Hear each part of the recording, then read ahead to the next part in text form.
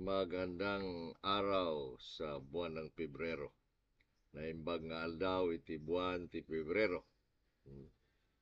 Magandang pagkakataon muli mga kapatid sa isa na naman nating paghahayag sa kaniyang mga salita nitong araw ng Pebrero. Tayo nagpasalamat, nagpupuri sa Panginoon na tayo umabot pa sa buwan ng Pebrero sa 2025. At unang linggo tayo ng Pebrero, unang biyernes dyan sa inyo. Naway ang Diyos ay dadalaw muli sa ating mga buhay, puso.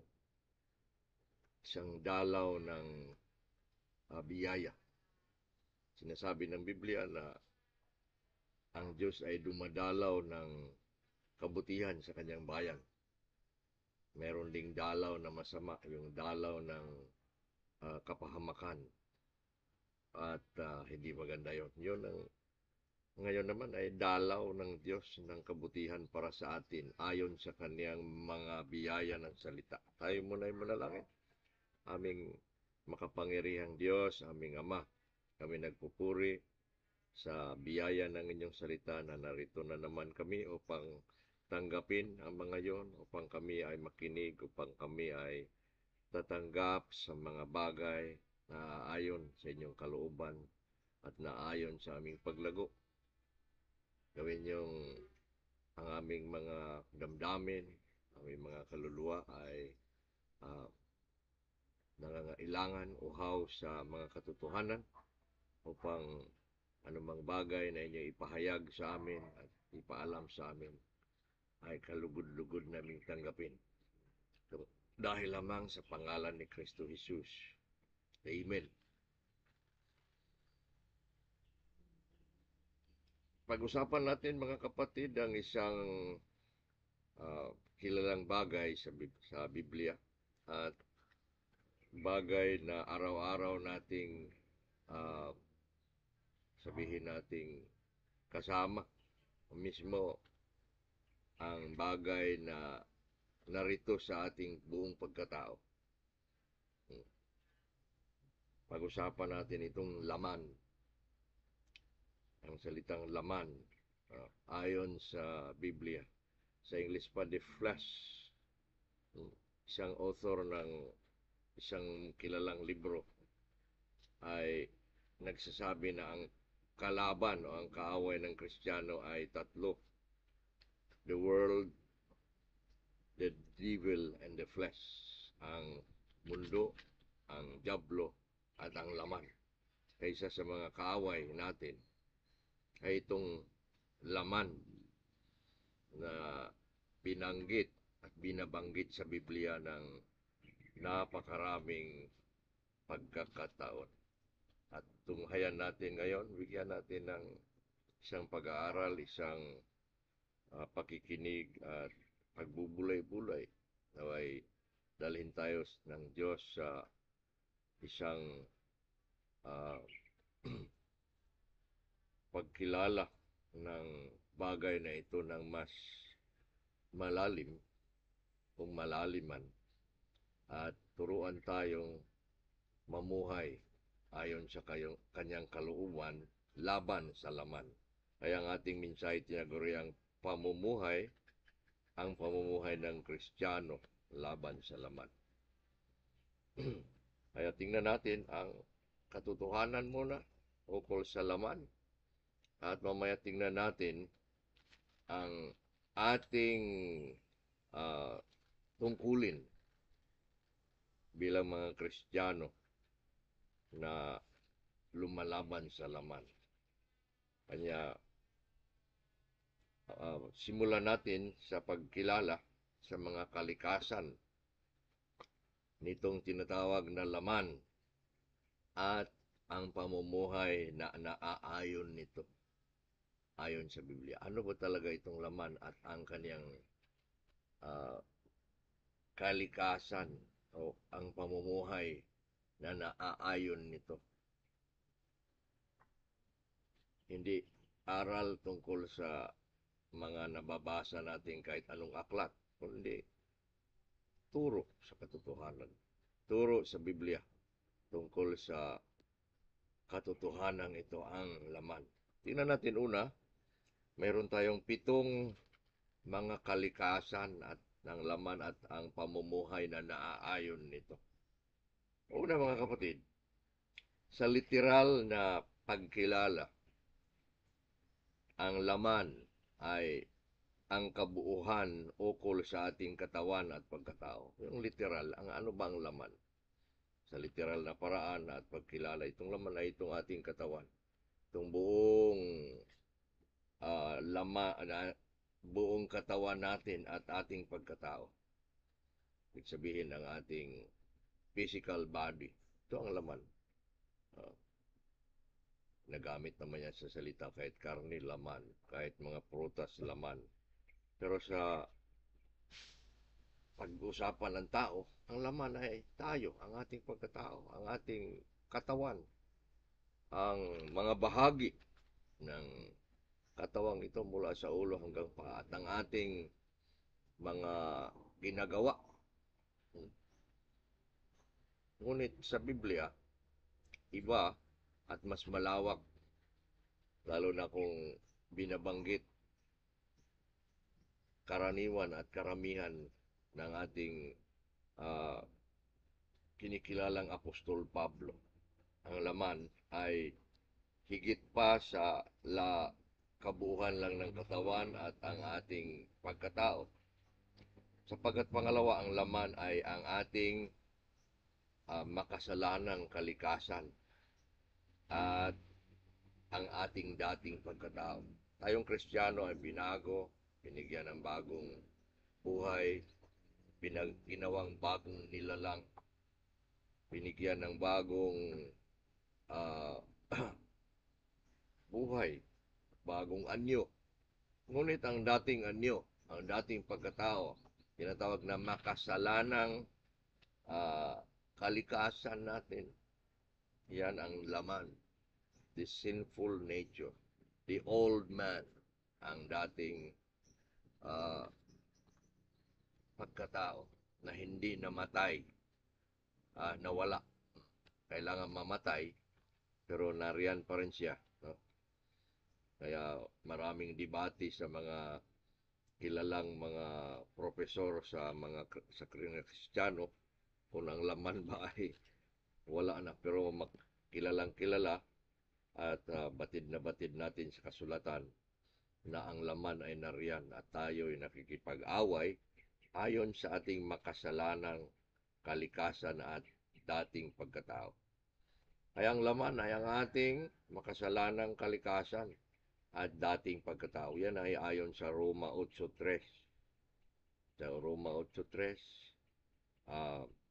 sinasabi na ang laman, no, ay ang makasalanang o masamang pagkatao. Sa Roma 6:6, no, sinasabi na ang laman ay ang dating pagkatao. Sa Efesyo 4:23, gano'n rin.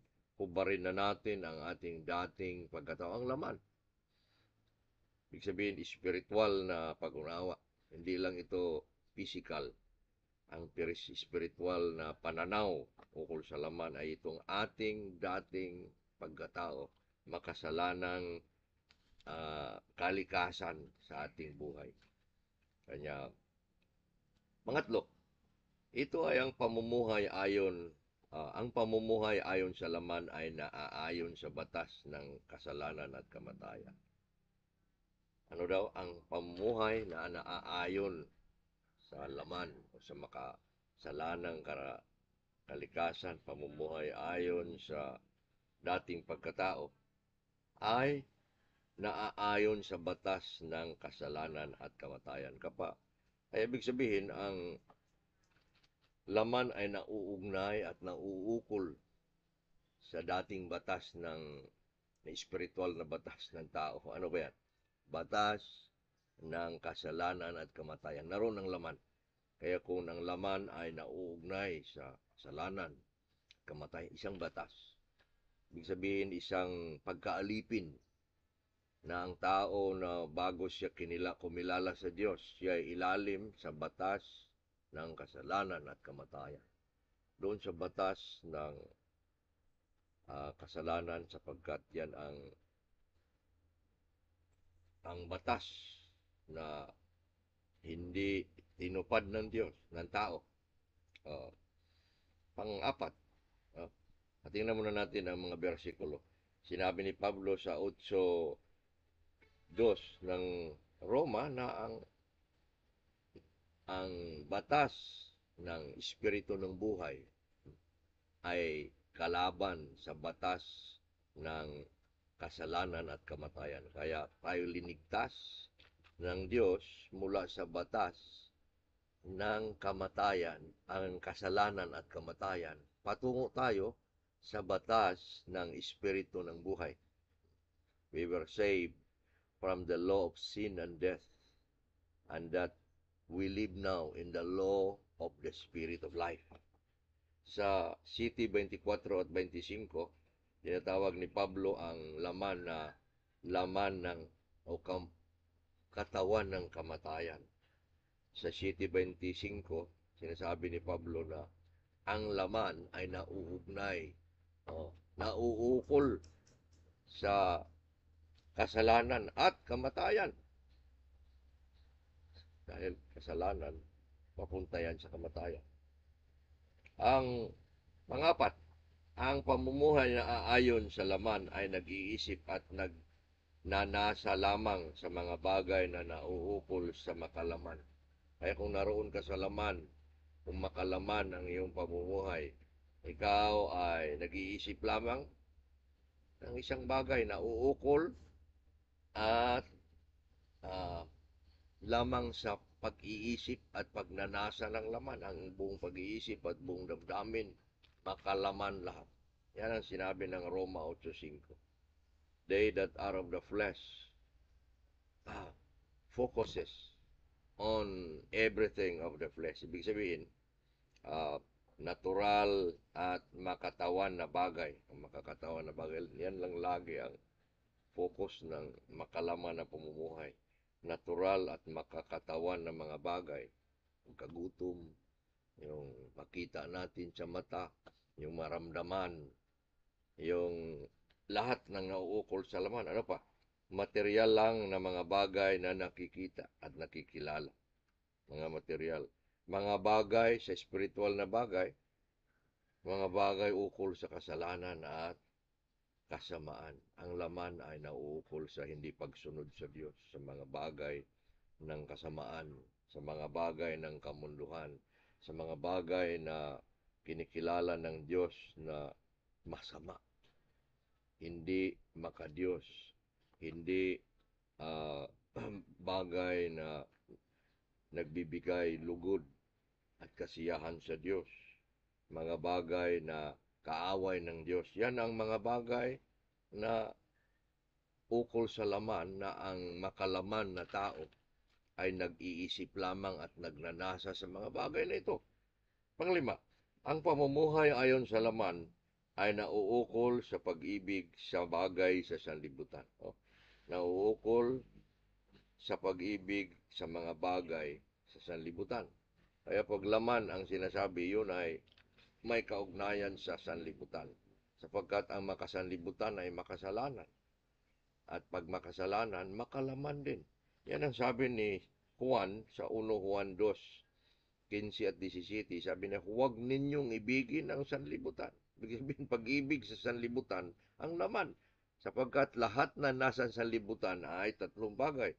Pagnanasa ng laman, pagnanasa ng mata, at kapalaluhan ng buhay. Lahat ng bagay ukol sa pagnanasa ng laman na ito. Maaring sa pagkain, maaring sa damdamin.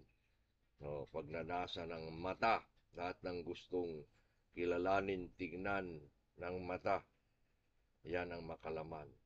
At mga bagay na inaangkin natin, kung ano ang narating natin na ating pinagsasabing akin, yung narating ko, yung aking katayuan, laman din pala yun. Oh.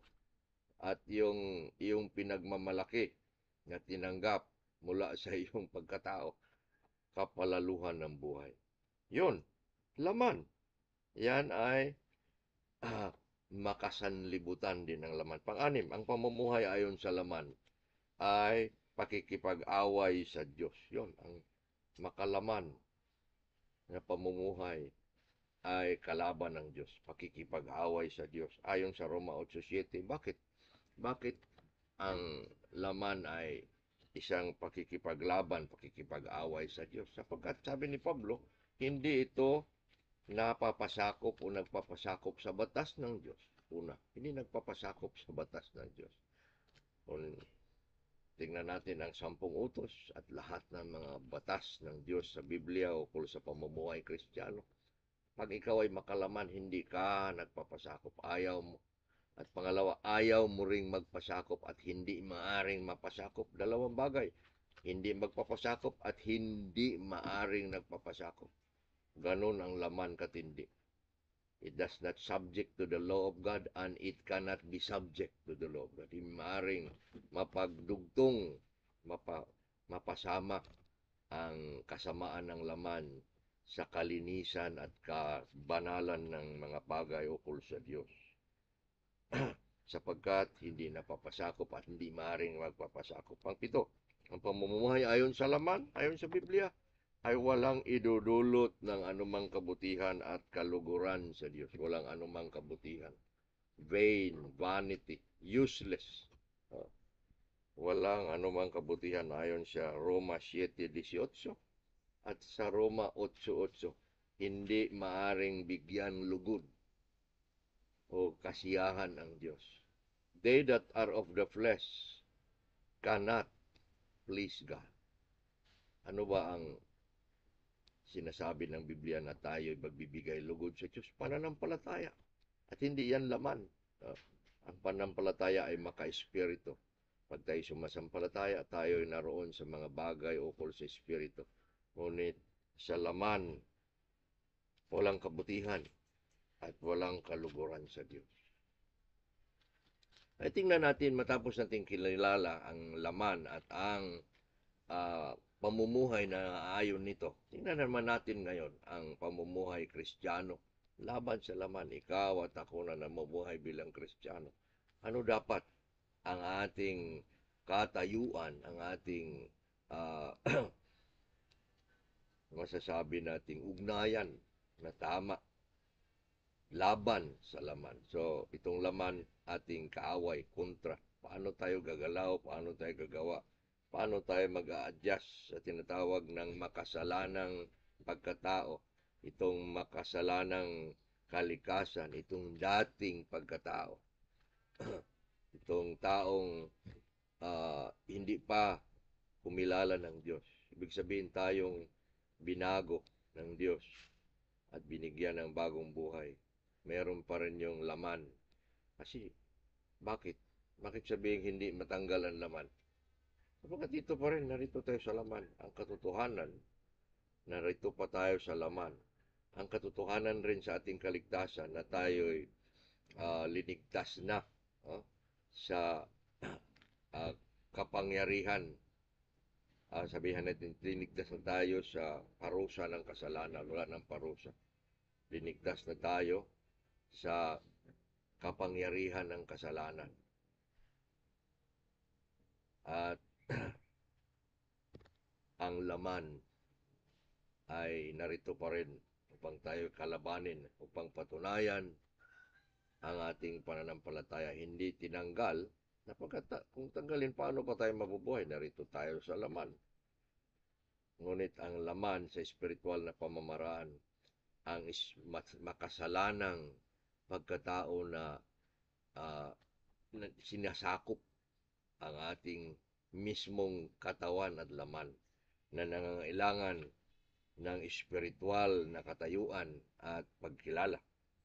Nang sumampalataya at nakikipag-isa kay Kristo, ako at ikaw ang mananampalataya, ay naging bagong nilalang at kabahagi ng banal na kalikasan ng Diyos ang tao. Tayo'y sumampalataya, nagsisisi ng kasalanan, binigyan tayo ng bagong uh, pagkatao, at tayo'y sinasabi ni Pedro sa pangalawang Pedro 1:4, kabahagi ng banal niyang kalikasan. We become partakers of His divine nature. Ang anyo, ang kalikasan ng Diyos na banal ay naging atin sapagkat yan ang ginawa ng Diyos na hindi natin magagawa. Sinalin niya tayo sa kanyang banal na kalikasan sa bagong pagkatao. Kaya sabi ng pangalawang Korinto 5:17, bagong nilalangan, dati wala na, ngayon ay bago na. Sa Pilipos 3:9, sinasabi ni Pablo na ang kaniyang katuwiran ni Kristo upang tayo'y maligtas ay naging atin. The righteousness by faith, which is not the righteousness of the law, has become our righteousness. Kaya ang ating bagong pagkatao ay kasama doon sa katuwiran ni Kristo. Kaya bagong nilalang, ang laman ay nagkaroon ng ibang pananaw sa ating pananaw. Ano ito? Ito ang pangalawa. Matapos tayo makikipag-isa kay Kristo, ang mananampalataya ay kasama ring namatay kay Kristo sa kanyang dating pagkatao. Ay namatay si Kristo para sa akin, sumampalataya tayo sa Kanya. Sabi ng Biblia, nung tayo binautismuhan, ayon kay Pablo, namatay rin ang dati nating pagkatao. Kung si Kristo ipinako, napako rin ang laman. Ayon sa Kanyang kalagayan, ito yung positional identity natin. Sa ating conversion, pagsisisi at pagsampalataya, ang laman ay kasamang napako. Hindi ba ninyo alam, ayon kay Pablo, nang tayo binautismuhan, tayo din binautismuhan sa kanyang kamatayan. Ang laman ay namatay. Ayon sa 6:2, sa 6:3, sa 6:5 ng Roma at 6, namatay ang dating pagkatao, ipinako, upang hindi na tayo maging, sabi ni Pablo, ayon sa 6, Roma 6:6, anong sabi ni Pablo? Ay huwag na tayong mga paalipin pa. Hindi na tayo mga alipin pa ng kasalanan. Kaya ang ating pagkatanggal sa pagkaalipin ng kasalanan ay dahil namatay ang laman. Anong ibig sabihin nito? Ngunit kailangan pa rin na ibilang ng mananampalataya ang kanyang sarili na patay na sa kasalanan.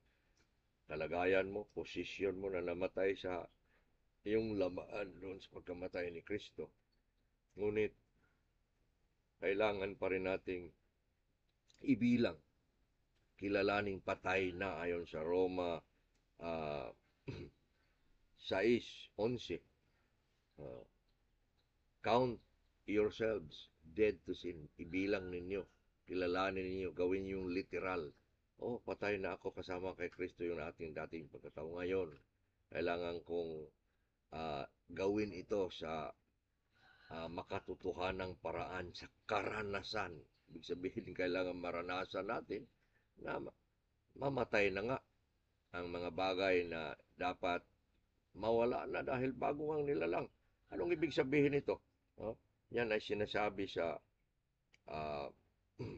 Roma 6:11 at 12. Ngunit, sa pananalita ni Pablo sa Epeso 4:22, ito'y nangangahulugan na ang paghuhubad, hubarin na ninyo ang dating pagkatao. Hubarin ang dating pagkatao na naaayon sa kanyang mga tinatawag na pagnanasa, yung mga kagustuhan, yung mga pagnanasa, yung pag-iisip, yung mga pamumuhay, yung masasamang bunga ng laman, yun ang ibilang na patay. Ngunit sa pananalita naman ni Pablo matapos siya nagsalita sa Episo dito sa Colossus 3:5, ginigyan tayo ng utos na dapat isa-isahing patayin pala. Kung namatay at ibilang na patay ang laman, isa-isahing patayin. Yan ang ginagawang salita sa English na mortify. Yung morgue. No? Yung mga patay na ron sa morgue. Ang salitang mortify ay nagmumula sa pagpapatay, pag gawing patay na ang buhay. Patayin. Ano pala ang papatayin? Ibilang na patay, ngunit pala papatayin ayon sa Colossus 3:5 hanggang 11. Ito ang sinasabi. Patayin na ninyo, dapat ring papatayin na ninyo ang pagkikiapid, karumihan, mahalay na pagkagiliw, ano pa, masamang pagnanasa, kasamaan, galit, puot, kasakiman, masamang hangarin, kalapastanganan, malaswang pananalita, kasinungalingan. Yun, pinag-iisa-isa ni Pablo na ibilang na patay o papatayin. Ibig sabihin, sa harapan ng Diyos, nangailangan ng pagsisisi sa mga ito. Hindi man mamatay at matanggal ang mga bagay sa ating buhay. Maliban sa sinatawag na pagsisisi, ibig sabihin, pag pinapatay at sinasabing ibilang na ninyong patay ang inyong laman at mga bunga ng laman, ito'y nangahulugan ng matinding pagsisisi. Isa-isahin, Panginoon, gusto kong patayin na, pagsisihan na, yun, pinabanggit isa-isa. Ay nangailangan tayo ng listahan sa ating mga pagsisisi sa pagpapatay ng laman, sapagkat ito ang nagsisira sa ating lakad Kristiyano. Kaya matapos tayo makipag-isa kay Kristo, naging sa kaniyang kamatayan at muling pagkabuhay, namatay ang laman at nabuhay tayo sa bagong buhay Kristiyano. Pangatlo, kailangan mamuhay. Paano daw tayo mamuhay ayon sa laman? Pinapatay ang laman, ang mga bunga nito. Pangatlo, kailangan mamuhay ang mananampalataya ayon sa kapangyarihan at gabay ng Espiritu upang hindi maghari ang laman, upang ang laman ay hindi babangon at maghari at tayo naman ay guluhin, sirain ng laman. Kailangan tayong mamuhay ayon sa Espiritu, sapagkat ang dalawang batas na ito ay buhay na buhay. Kahit man tayo namumuhay na ayon sa batas ng Espiritu ng buhay, naroon pa rin ang batas ng kasalanan at kamatayan na naghihila, na sumasali, na sinasabi ni Pablo sa Galacia 5:16 at 17. At sinasabi ko sa inyo, mamumuhay kayo ayon sa Espiritu. Live by the Spirit. Ito lang ang paraan, na kalabanin ang laman. Ang batas ng Espiritu ng buhay. Pamumuhay ayon sa kanyang batas. Pamuhay tayo ayon sa kapangyarihan at galaw at gabay ng Espiritu. Ayon sa sinabi ni Pablo, bakit kailangan ito sa Galacia 5:16 at 17? Hindi maaring mamuhay ayon sa dalawang batas o sa dalawang anyo. Hindi tayo maaring mamuhay ayon sa laman at sa Espiritu. Isa lang. Ang Kristiyano ay dapat mamuhay lang ayon sa Espiritu. Pag pinagsabay natin ang buhay Kristiyano na makalaman at maka-Espiritu, walang mangyayari. Sapagkat, pangalawa, sabi niya, hindi natin magagawa ang tama, ang kailangang gawin na kalooban ng Diyos. Kalooban ng Diyos ay naroon lang sa pumumuhay ayon sa Espiritu, ayon sa batas ng Espiritu ng buhay, according to the law of the Spirit of life, Romans 8:2. Kaya nangangailangan upang tayo'y mamumuhay ng tama laban sa laman. Mamumuhay tayo ayon sa kapangyarihan at gabay ng Espiritu. Kailangan mamumuhay tayo ayon sa Espiritu upang hindi tayo, ayon kay Pablo, mamamatay dahil sa kalikasan ng laman. Binuhay na tayo sa bagong buhay, pumapatay pa rin pala ang laman. Yan ang sinasabi ng 8:13 ng Roma.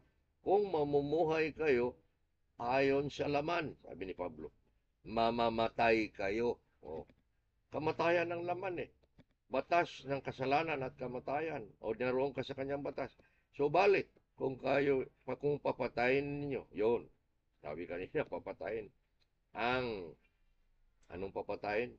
Subalit kung papatayin ninyo ang mga gawa ng laman sa pamamagitan ng Espiritu, ganun pala, ay mabubuhay kayo. Kaya ang ating buhay nakasalalay doon sa bagong batas na tayo ay nagpapasakop ang batas ng Espiritu ng buhay. Bakit kailangan tayong mamumuhay sa Espiritu?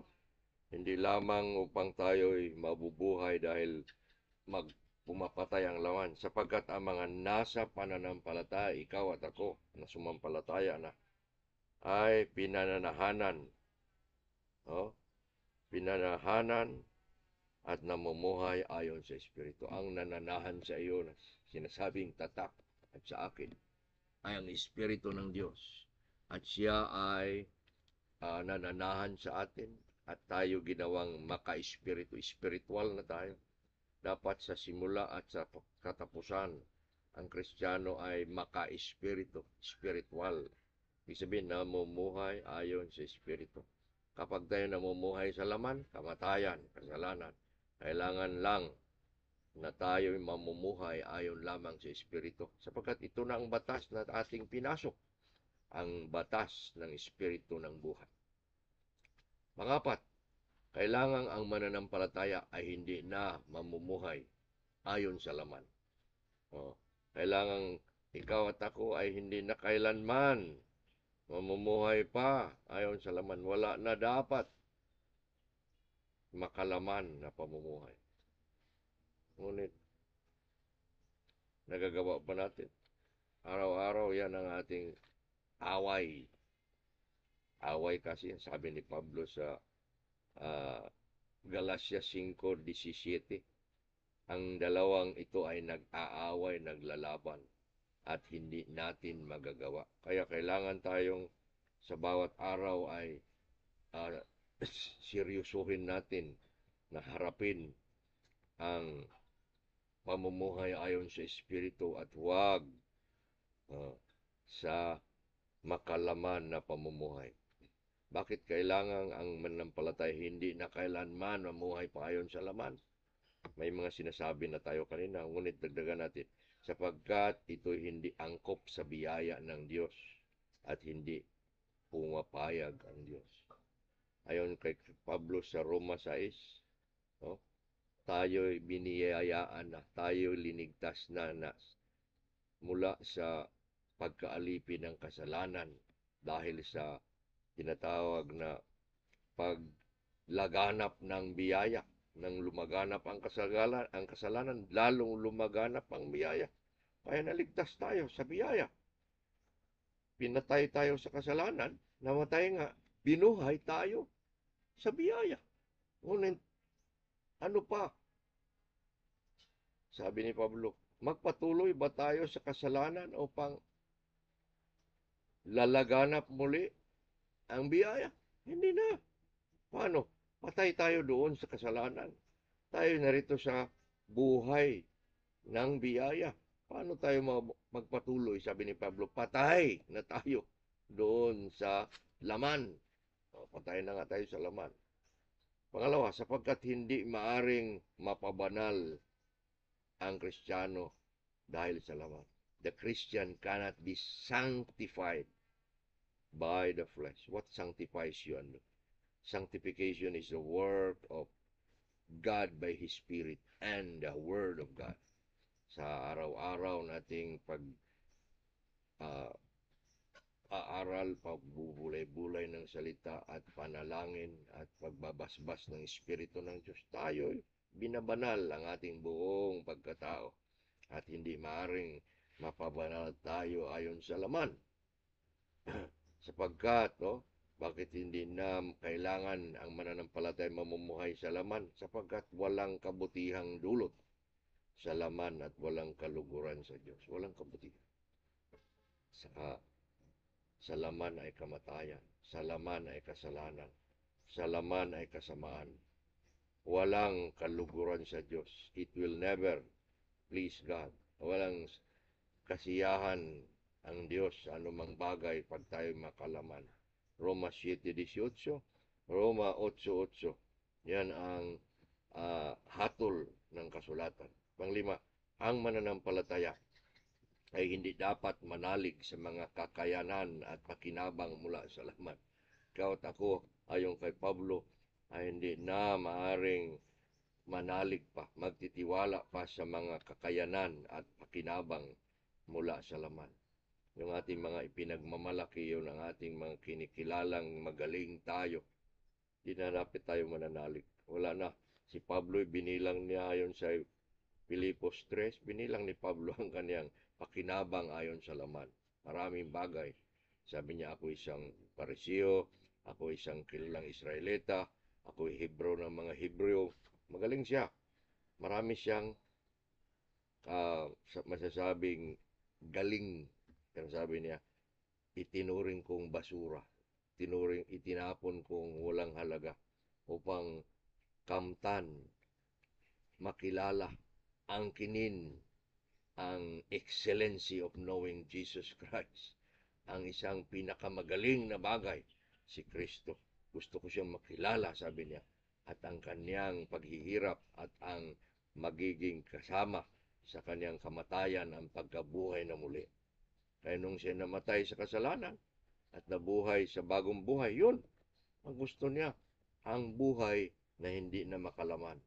Ayon sa Kawikaan 3:5, tinatawag tayo ni Solomon sa kanyang mga kawikaan. Manalig kayo sa Diyos ng buong puso at huwag mananalig sa sariling karunungan. Huwag manalig sa laman. Ibig sabihin, sa pagtitiwala sa Diyos ay walang uh, walang part, walang bahagi ang laman.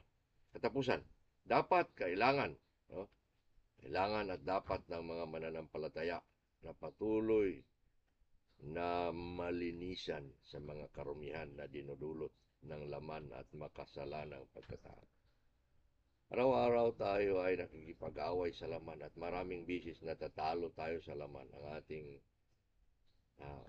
yabang, ang ating pag-aaway-away, sabi ni Pablo, ang ating hindi pagmamahalan, ang ating masasamang galit at buot, sabi niyang patayin, ang ating masasamang pananalita, ang karumihan ng ating mata, ang damdamin. Narito, ang sinasabi niyang papatayin, buhay na buhay. Pag ito'y buhay, hindi tayo mananalo. Nananalo ang laman. Ngunit kapag tayo kumikilala sa ating mga kasalanan, dulot ng laman, ay kailangan tayo magsisisi, hihingi ng tawad, hihingi ng habag, hihingi ng biyaya ng Diyos. Ayon sa 2 Korinto 7:1, kailangan linisin natin. Dahil sa mga pangakong ito, sabi ni Pablo, dahil tayo mga anak ng Diyos, dahil tayo mga linigtas na ng Diyos, linisin natin ang ating mga sarili sa lahat ng karumihan ng laman at espiritu. So, dinudumihan tayo sa mga bagay na espiritual at makalaman.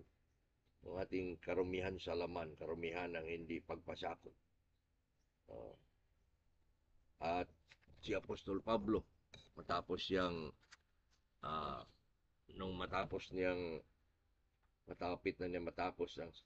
libro ng Roma, gumawa ng isang payo tungkol sa laman sa 13:14 ng Roma. Sinabi niya, kung isuot ninyo ang Panginoong Hesus, At huwag ninyong paglaanan. Do not make provision for the flesh. Laan ang laman. Ang ating mga paborito na laman, ang ating paboritong mga gustong gagawin, oh, ang laman, di ba? May mga panahon na ayaw natin basahin ang Biblia dahil gusto natin ng cellphone. Ayaw natin manalangin dahil gusto natin matulog. Ayaw natin pupunta sa church dahil mayroon tayong ibang puntahan o tinatamad tayo. Laman lahat. Make no provision for the flesh. Huwag na pakainin. Huwag na, kung sa apoy pa, huwag na gatungan ang laman.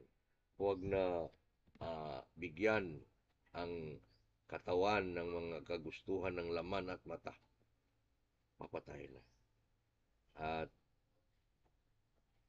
sa lahat ng panahon ng pagkadumi dahil sa laman, humihingi tayo ng paglilinis ng Diyos. Ito mga kapatid, ang aral natin bilang mga Kristiyano laban sa laman. Naway, pinagpapala tayo ng Diyos sa ating mga aral na ito. Tayo manalangin. Purihin kaming Panginoong Diyos sa iyong mga salita naming narinig.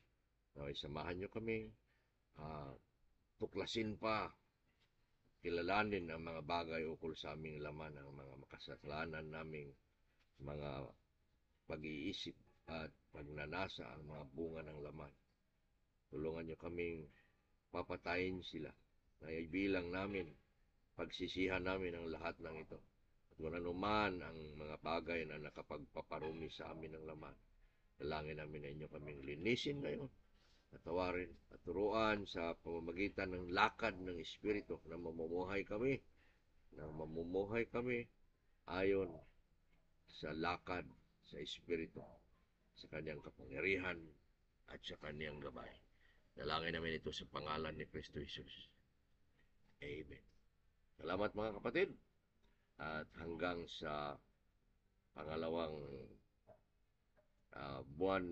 pangalawang linggo ng Pebrero, yun ang ating Lord's Supper.